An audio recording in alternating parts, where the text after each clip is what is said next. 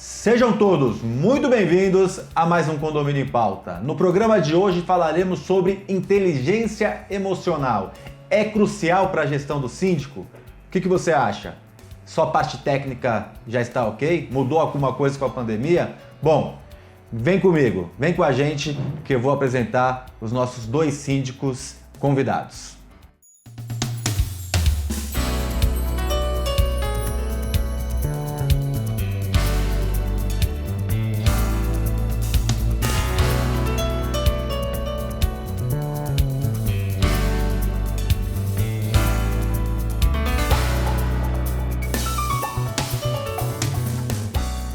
Apresento Cláudio Lopes Alvarazzi, síndico profissional de sucesso aqui no estado de São Paulo. Cláudio, seja muito bem-vindo ao programa novamente. Muito obrigado pela essa oportunidade.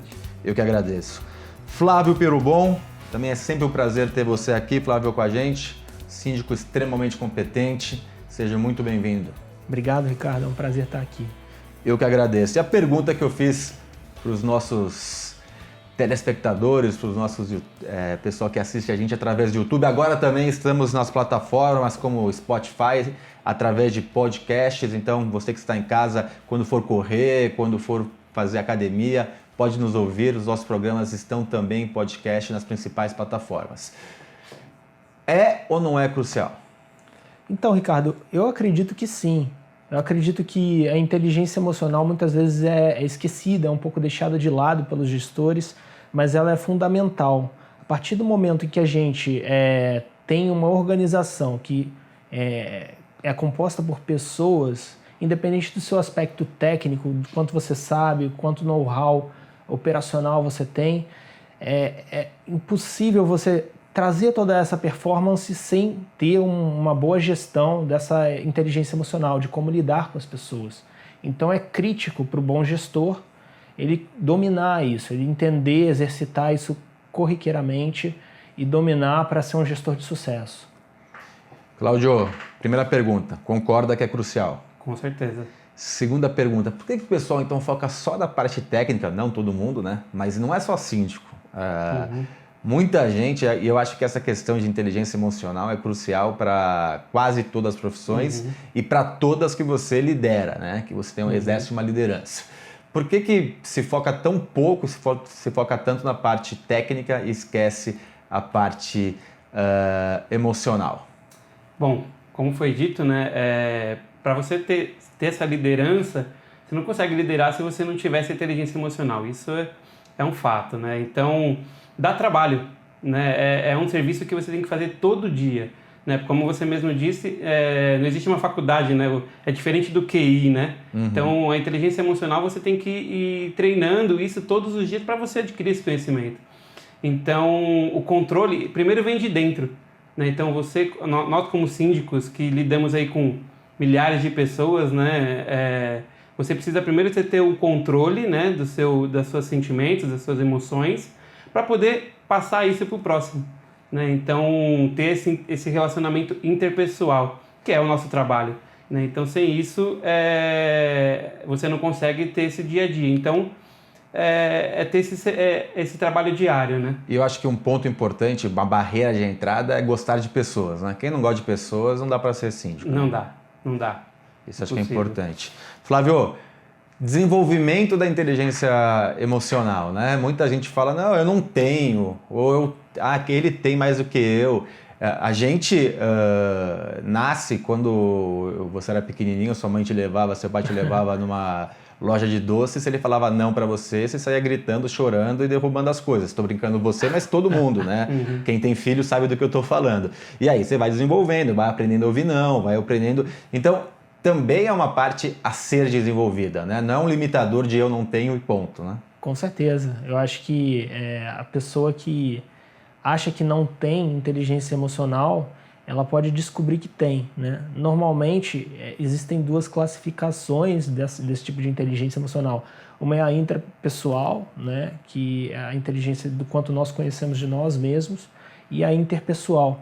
E aí esse ponto que você tocou é exatamente a primeira destas, né? É a intrapessoal, onde você vai descobrindo que você tem uns certos domínios, você tem certos skills em relação à pessoa e vai desenvolvendo estes para se adaptar à vida que a gente tem.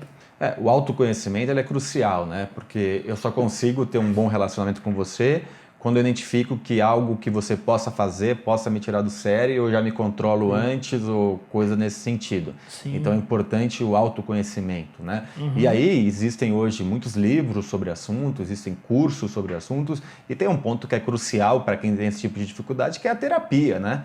A terapia é super importante. Eu tive um caso de um síndico que eu conversei recentemente, que ele tem uma carteira extensa de condomínio, que ele me contou que ele teve que ir para o psiquiatra nesse momento, porque você imagina uma carteira grande de condomínios e os condomínios, alguns deles tiveram muitos problemas de relacionamento e ele chegou no limite da estafa dele, que ele teve que até ir para uso de medicamentos pontuais. Então, eu acho que é importante a gente focar, tentar se auto-perceber e fazer um trabalho, né, sobre o assunto para desenvolver, né, Claudio? Com certeza.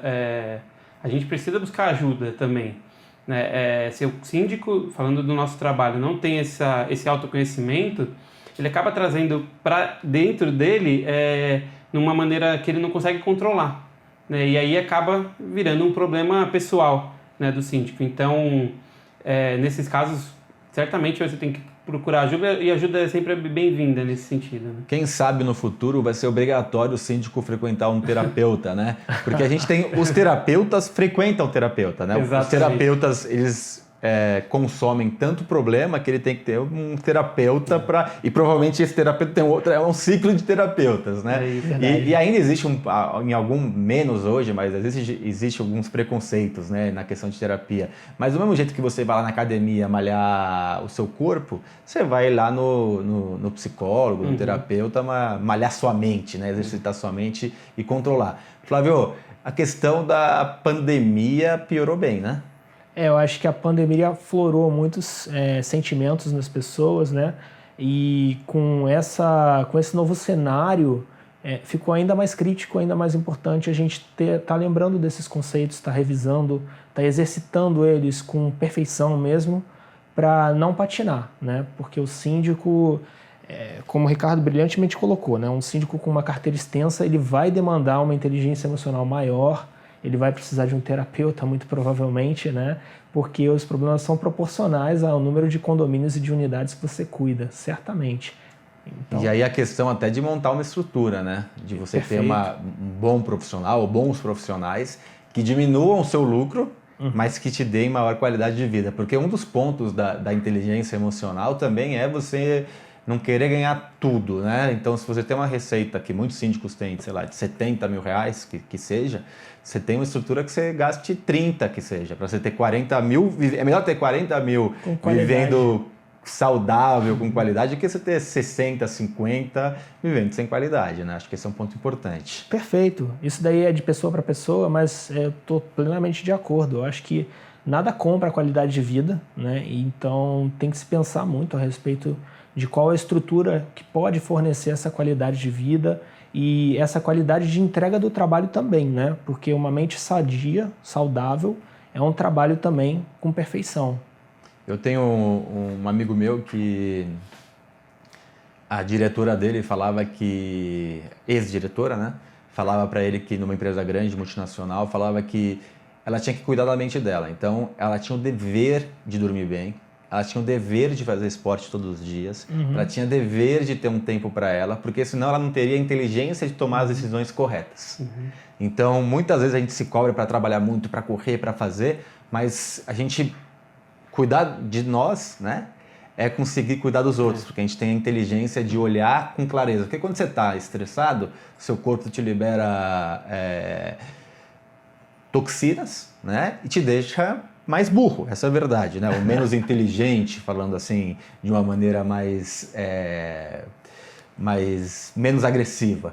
Então, a gente cuidar da gente faz parte de a gente cuidar dos outros, né? Esses são alguns hábitos, né, que qualquer pessoa e síndicos tem que ter, né? Saber esse momento de você cuidar de você.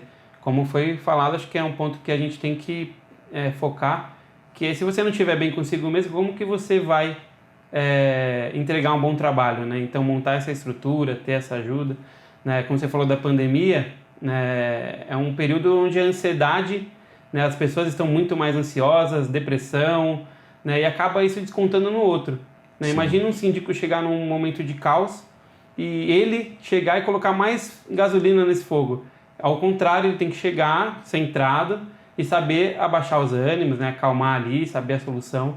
Para isso exige que ele faça realmente esses hábitos de dormir bem, né, você ter aí um momento de você pensar, fazer o seu planejamento. Se equilibrar. Né, se equilibrar. Isso é importantíssimo. Eu queria falar, eu tive um caso extremo de um síndico, agora eu não me lembro de que região do país que foi, porque eu acabo conversando com muitos síndicos, que me relatou que um zelador, de tão estressado que ele ficou, ele subiu na ponta do prédio e pulou.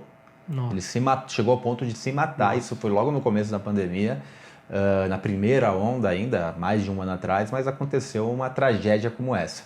Eu queria falar com vocês algumas coisas importantes, como, primeiro, proteger a equipe, dar um suporte para a equipe nesse momento principal, todos os momentos, mas nesse momento principal de estresse.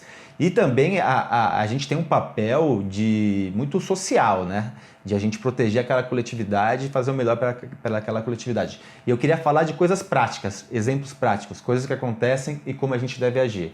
Então você, antes de eu falar da semana que vem, curta o nosso canal, siga, aliás, nosso canal, curta o nosso programa, compartilhe, nos ajude a disseminar informação de qualidade, comente, vamos juntos disseminar informação de qualidade para os 4 cantos desse país. Vejo você sexta-feira com essas respostas e muito mais. Até lá!